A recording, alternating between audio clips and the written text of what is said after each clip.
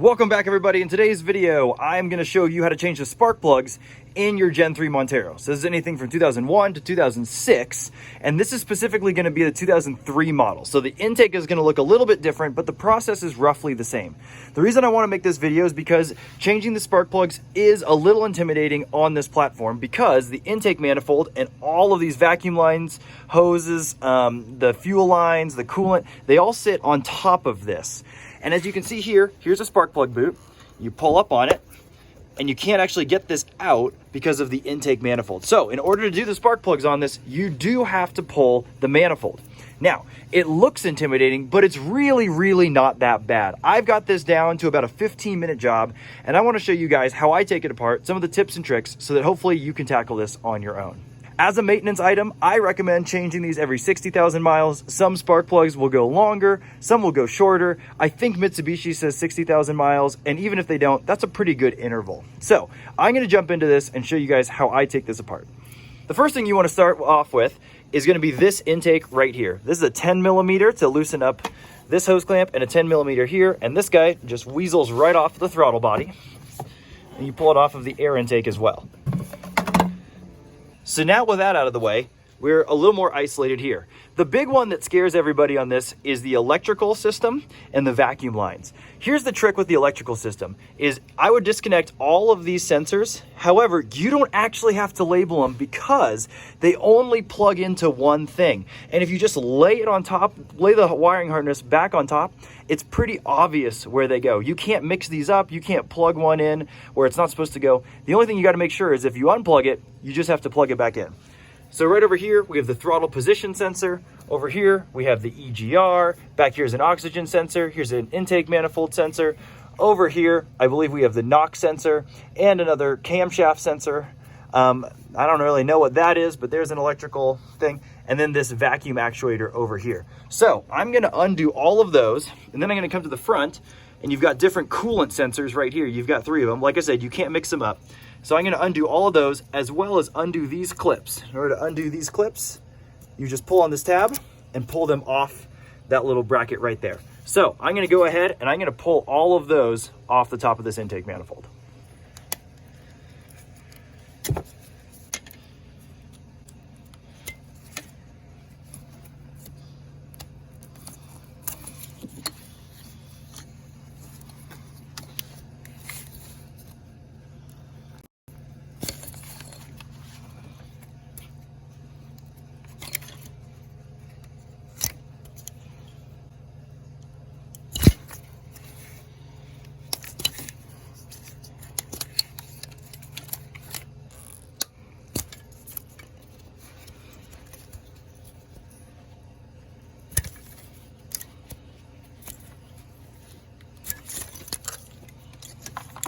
Now to get these 2 clips off, you see you have this metal clip holding it on. You got that one, and you got this one. What I recommend for this is you get a pick and you slide it underneath there, just like I did, and get it to pop up, and then very carefully remove this clip. Do not lose this. These like to run away, and they can be really problematic. So don't lose that, and then you can just slide that right off. Same thing here with this one. Just get the pick underneath there. Slide that up and off, set them aside, and then pull that connector off. The last thing to remove here is this clip. This can be a little fiddly. There's a little barb on the backside that expands. So you might have to get in here with your fingers and pinch that to remove this. The other thing you can do is you can just cut this if you don't need it. You don't really need it to hold this on, but that's how you remove that. You can see someone's already kind of broken that off. But that's where that connects to there. So with this half of the wiring harness, you can see this just folds out of the way and it's all done. Now, if you want to, you can unplug the battery. Honestly, I've done this so many times with the battery attached and never had an issue. I don't think you need to. So with that over there, this is the one for the water side. And then you got that guy up there. That's most of the connections. The last one you're gonna have, it's an electrical connection, is right here, and that's for the injectors. So you're gonna pull that and slide that guy off. And that's the entire wiring harness for the injectors. So now that we've got that off, it's time to take the vacuum lines off. Now, once again, just like with the wiring harness, the vacuum lines can only really go back in one spot. And so you don't really need to label them. However, you do need to make sure that they're all attached. So there's one right here that comes off the manifold. There's another one over here. This is for your PCV. You got another one back here, which runs into this solenoid. And then there's this one down here as well. And that's all the ones I can see up here. But if you get lost, there's also a vacuum hose routing diagram right here that shows you where a lot of these go. Most cars have this, but that's super helpful. So I'm gonna get to pulling off these vacuum lines, and then we'll get to the next step. Another helpful thing is you don't actually have to undo these vacuum lines. You can just undo these 10mm bolts and you can pull this whole thing out of the way.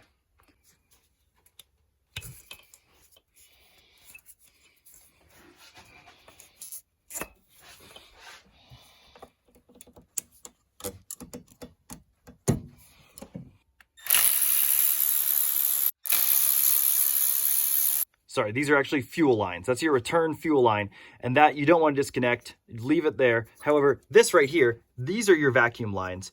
And so this one goes down to your PCV. I'm gonna go ahead and pop it off. It's just gonna be easier to deal with when you pull off this manifold. And this one, it actually attaches to this solenoid right here. But like I said, it's just gonna be a little bit easier if I get this out of the way, and then we don't have to deal with it. Now that those vacuum lines are out of the way, let's talk about other things holding this intake manifold on. You see right here, this is the sensors that we unplugged earlier, or that's for the injectors. And you can see there's a couple bolts where it's mounted to the intake. Those are gonna need to come off. So you've got this one right there, that one right there. And then if you look under here, it's kind of hard to see with the camera right now, but that guy right there, that's a ground. So that ground actually runs to the back there. It's easier to undo it here, I think. And so I'd recommend taking it off here, and then you'll be freed up over here. So you got that bolt, and then you actually have the one holding those two sensors on as well. You come around to the front of the motor, and you've got this triangle doodad right here. That's gonna have to come off. So it's gonna be just 3 12s. You can either pull this one off, or you can pull all of them off. Either way, that'll do the job. Before we get to this side, we're actually gonna pull the throttle body off. So rather than leave it on, I'm actually just gonna pull the bolts that actually bolt it to the intake manifold. And that'll allow me to keep the cooling system sealed, and then I don't have to deal with leaking coolant or having to rebleed this system, because coolant does run through here. So that's gonna be 4 10mm bolts around this outside. I'm gonna get those buzzed off right now. Here's those cooling lines I was talking about. One is back here, a little hard to see. The other one goes right here. Do not disconnect these, otherwise you'll have coolant everywhere. The whole goal is to keep those attached. And then here's the 10mm. There's 2 up here, and then there's 2 down there. There is a gasket here, so be careful when you're pulling it apart. But I'm gonna go ahead and zip those off right now.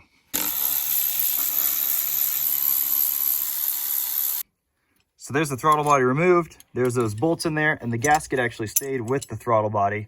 I just disconnected it from that vacuum line. Just be careful with this gasket. If you don't have the gasket to replace it, you want to make sure you're really careful with it. It's probably a good idea to get a replacement gasket, because a leak here will cause a lot of issues.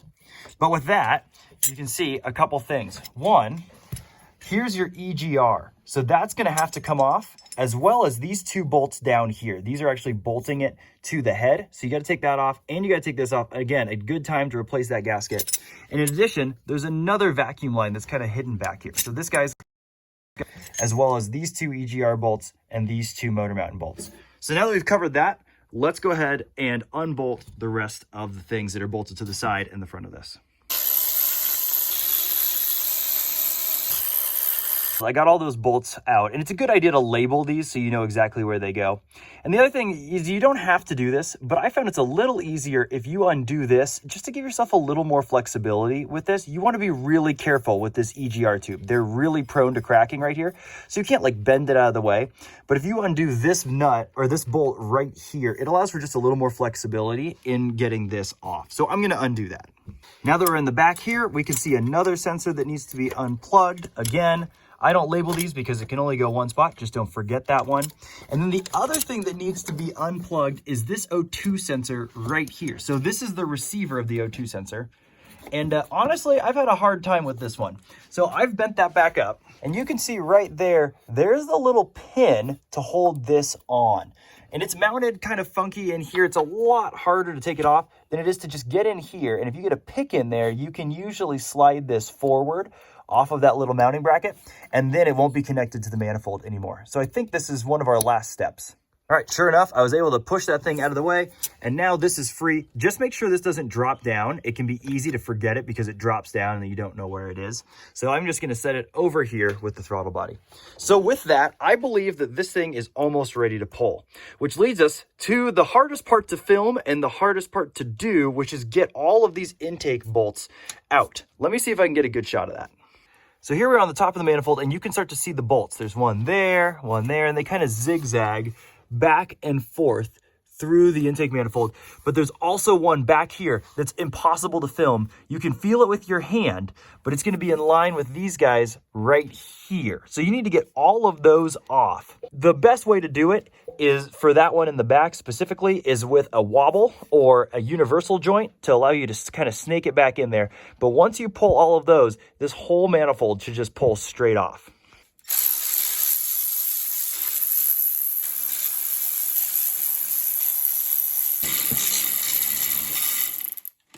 This is what ended up being the winning combination of things for me to get that last intake manifold bolt.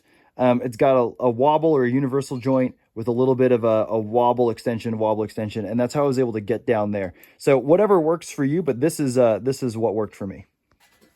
All right, so with all of the manifold bolts pulled, I should be able to pull this whole thing right off.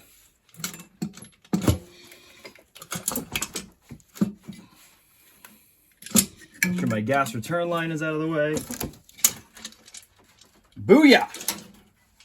So now that we have the manifold off, it's really easy to access the spark plugs. Like I said, few steps to get here, but as soon as you get to this point, it's just as easy as doing a regular spark plug job. I recommend putting some shop towels or something inside of this to make sure that nothing drops in here. So in order to get to the spark plugs, really easy, you're just gonna pull these caps off right here, plugs and wires. So these are your wires and your tubes, and then you get your spark plugs down in there. You can label these, but like I said, they only go back in one certain spot unless you're swapping all the wires. Then it might be good to figure out where they correspond over here. I already have taken one coil pack off, so I want to show you guys. There's just 2 bolts for these on either side, and then you've got this wire, and then you've got its corresponding lead to go to the other side, other bank. So all you gotta do is pull those off, and then you've access to the spark plugs the same way. Additionally, when you're pulling these spark plugs, I use a 16 millimeter. I know that there's an equivalent in standard, but I don't remember what it is. So 16 and a long extension will do it. The other thing to note with these is, one, I've got some oil on here, which means I probably need to redo my valve cover gaskets. Good idea to do that while you're in here. And the other thing is, these tend to not want to come out. They tend to fight you on the way out. It can feel really terrible. Most of the ones that I've pulled have this issue where just you're fighting it every step of the way. And then when you get it out, the threads are fine. So if it's giving you a lot of fight, I wouldn't necessarily be worried about it. Obviously, go slow, be cautious. But that's something that I've run into with these. So I want to let you guys know it could be an issue for you. So now I'm going to start pulling spark plugs out.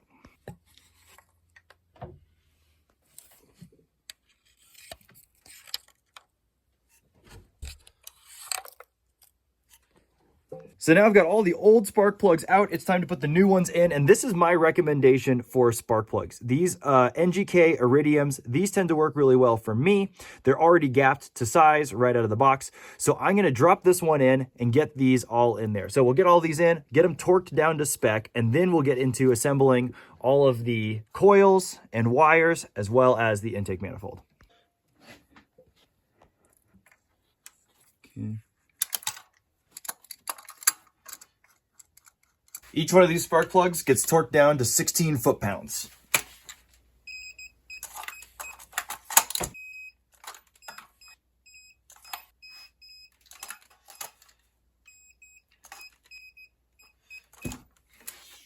Now that we have the new spark plugs installed, it's time for reassembly. Now, reassembly is the reverse of disassembly. However, I will go through all the details to make sure that we don't miss anything on the way back. The big things that I'm worried about are these grounds right here. So there's this ground, and then there's actually another chassis ground. So this one right here is for the wiring harness, and this one's a chassis ground, and you don't want to miss those. As well as some of the other sensors, we just want to make sure we get everything plugged in, because there's nothing worse than having to take this all apart, find the sensor you didn't plug in, put it back on. So we're we're going to start with just putting the plugs and wires, or the coils, back on.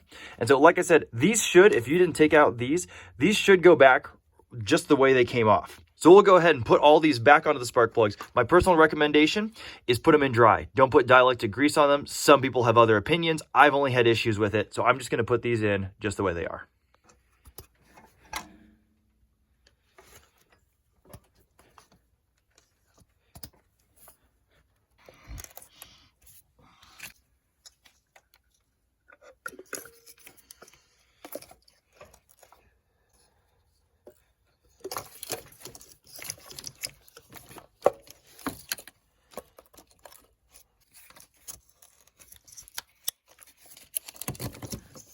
Make sure that these plug in with a nice snap. Reinstall these bolts. Hold on the coil packs. For reference, in case you are wondering, and these do get mixed up, coil pack number 2, so this is 2, 4, and 6.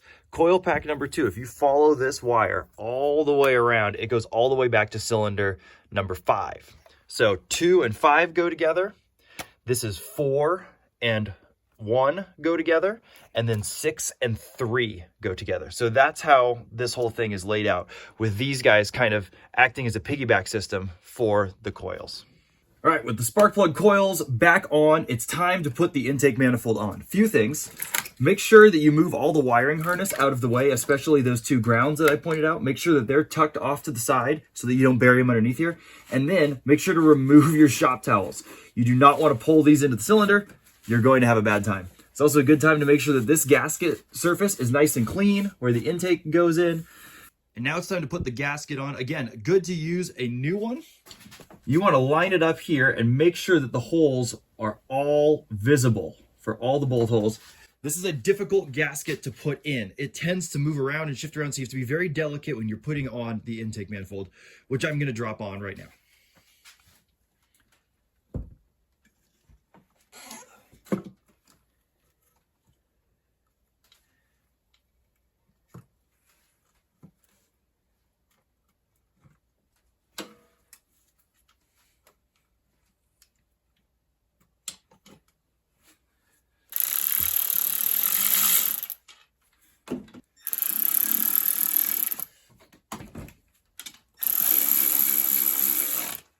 Sweet. Okay, so the manifold is now on there. I've got 2 bolts in it. Here's the easiest way to do this, in my opinion, is to be very careful, but that gasket has to line up super straight. It's very hard to see, and so the best way to do it is to just pick 2 bolts, probably not the one in the back because that one's hard to get to, 2 bolts, and make sure that it's going all the way through the gasket, the intake manifold, the gasket, and into that divider pipe. And so that way this is straight. And if it's lined up in 2 holes, you know that it's not off to one side. Then start threading in all of these so that they just start to thread, and make sure that they're actually going all the way in. And then you can cinch these down. Once you get those bolts all in, these get torqued down to 13 foot-pounds. It's very important that you do that. Any kind of variation is going to cause some issues. And I like to go from the inside out. Now that the intake manifold is bolted back on, I'm going to start working on this side and reassembly. Again, there is a plug right here. Don't forget that guy, as well as there's another vacuum line. Let's see if I can fish that one out. Looks like this, plugs into the side of the manifold. You can go ahead and put this vacuum line back on there as well. Squeeze that on over there. And now I'm going to put on the EGR and this lower mount. Again, be very careful with the EGR tube. And in addition, you're going to want to put the gasket back in.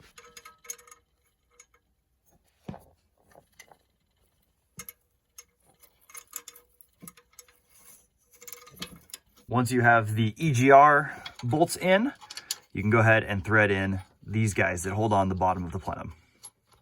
And lastly, if you removed this bolt right here to hold the EGR, make sure to reinstall that as well. Next up on this side is the throttle body. So I'm going to get that into place. And remember, be careful of the gasket. If you took it off, you're going to want to put it back on. So you just want to line this up.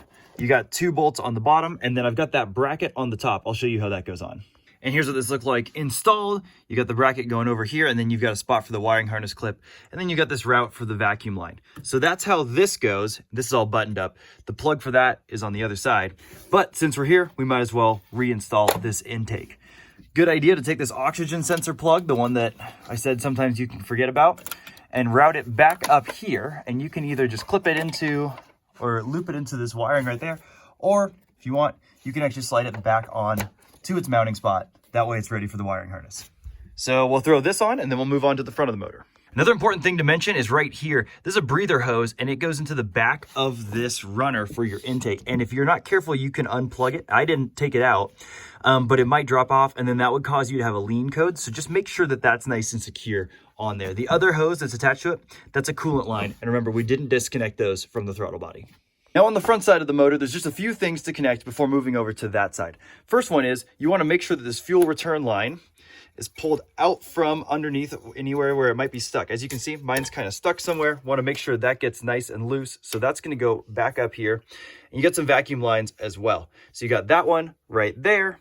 And then there's two more right here. Remember, I took off that bracket. So let's get that reinstalled so I can run those vacuum lines. And there's the bracket reinstalled. The fuel return line bracket goes in front of this other vacuum line bracket. And these, like I said, they pretty much just drag and drop right into place. So they just line up where they came off of. So you got one at the top, one at the bottom there. Then over here, you've got a couple different vacuum lines. This one's going to this actuator, and this one's coming off the bottom of this guy.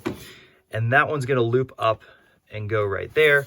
And then this one right here goes down to the PCV. So now that those are all attached, we should be good until we lay the wiring harness over. So let's talk about connecting the wire harness and the grounds on this side. Almost forgot this guy. If you took out this whole bracket, you'll have 3 bolts, but I only have the one because I only disconnected it right here from the intake plenum. So you want to thread that guy in. All right, over here, the big thing that you want to make sure is connected are these 2 grounds. And those 2 grounds go to this bolt hole right there. So you can't see it, it's kind of behind here. It goes right there. These 3 are for mounting these different accessories. Those just bolt up to the side there. But this one down there, that's where the grounds go. So it's a 10 millimeter head bolt. We'll just go ahead and thread it in there, and that's gonna hold both of these grounds. Once the grounds are connected down here, we've got these 3 bolts for mounting these. Again, these pretty much fall into place. This one for the cam sensor, and I believe an O2 sensor goes right there, or cam sensor and knock sensor, it goes right there. And then there's 2 more bolts holding those ones onto these 2 spots. So let's get that buttoned up, and then we'll move on to plugging this thing in. And with that, we are almost done with this thing. So the last step is to plug in the wiring harness, which, like I said, sounds intimidating, really not that bad. So starting on this side, you're gonna wanna plug in your injector harness. That's that big plug right there. You got this black plug that's gonna be a ground of some sort. You got your knock sensor and your crank angle sensor, your cam angle sensor. I'm gonna plug this one in right now. And this one is the one with it where it has like a little clip, has this little wire clip on it. The easiest way I found to install these is just what I did. Slide this on and then kind of get this on either side and push it straight down and it will lock into place. I think there's another way to do it, but that's the easiest way that I have found to do it. In addition, if you want to make this thing look nice and tidy, go ahead and reattach these plastic clips to where they came off. This will also help you kind of line up the wiring harness as you go. So that's the driver's side taken care of. Now let's move over to the middle and the passenger side. Again, one of these clips, you're gonna just want to slide on that metal clip. You got this one for the O2 sensor, this one for the EGR. Over here, you have another one of those clips routing down here, and this one goes in for the throttle body. And last but certainly not least is this wiring harness right here. So this goes to the front of the motor. This is gonna do your temperature as well as your crank angle sensor. So that's what that is right there. And then you've got 2 more plugs down here. You got that temperature sensor. Then you got to snake this one kind of behind the fuel, and you got that one. So with that, that's all of the components put back on. You've got all your vacuum lines attached. You've got all your electrical connections attached. You've got all your air attached. You're officially done with the spark plug change. So nothing left to do but to fire it up, make sure it's running right, and you're good to go. So I hope this was helpful for you guys. Hopefully you see this is really not that intimidating of a job. Ain't nothing to it but to do it. So jump in and get those spark plugs changed. So that's it for this spark plug video, and you guys might have noticed I did skip a few steps of things you might want to do when you're in the motor. So when you're in here, it's really good to check your butterfly valves. It's a really good idea to do your valve cover gaskets. You might even want to do the coil packs and the wires while you're in there. I didn't want to cover any of that because I just wanted to make this video showing how easy it is to actually get in and change your spark plugs. I'm going to do some other videos about how to change those, how to actually service this intake manifold and plenum, but I want to let you guys know I haven't forgot about those. I just wanted to show you how to do spark plugs. So hopefully this was a helpful video for you guys. If you guys enjoy this stuff, let me know. I have to do this stuff all the time just to maintain my cars. So if it's helpful for me to film it and show it to you guys, I'd love to keep doing that. So with that, I'll catch you guys on the next one.